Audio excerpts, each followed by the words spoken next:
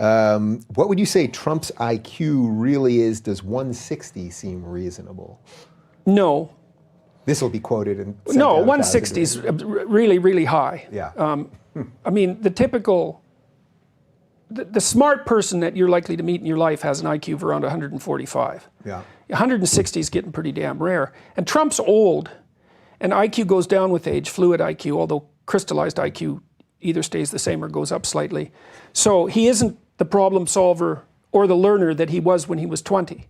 No one is. If you're in good physical shape, that helps a lot. His IQ is clearly well above average. I don't know, and he's done complex things in his life, and a lot of them.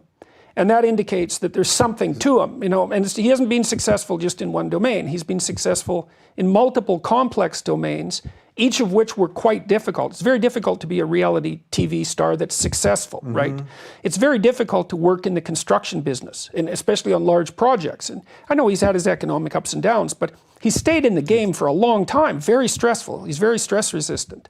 So he's no dummy.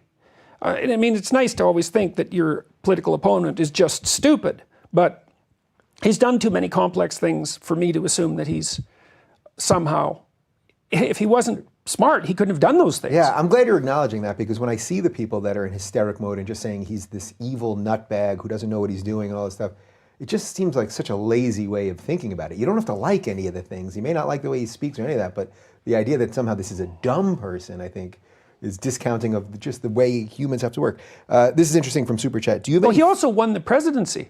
Right. With a completely original campaign.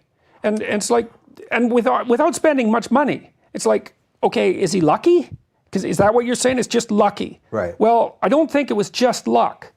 It was at least maybe, well, it looked at least to some degree like courage. Maybe it was just blind throwing caution to the wind. You know, I don't know if he ever expected that he could possibly win. Yeah, and as I'm sure you'd argue, it probably had a little something to do with all those things, that maybe there was some courage, but that he also surrounded himself with people who maybe understood politics more than he did. Well, he could obviously, he can also obviously read a crowd. Yeah. Because he was appealing to crowds. And that was partly because he did, I think, try to say what he thought. Now, you could criticize what he thought, and that's fine, but he also didn't prepare the same speech. You know, he didn't prepare a speech and then deliver the same one everywhere, which I think is, I really find that rather reprehensible for people to do that. Yeah. Because they're parroting themselves, or someone else writes their speeches, which is something I can't even imagine. I can't, for what we do, I can't even fathom it, actually.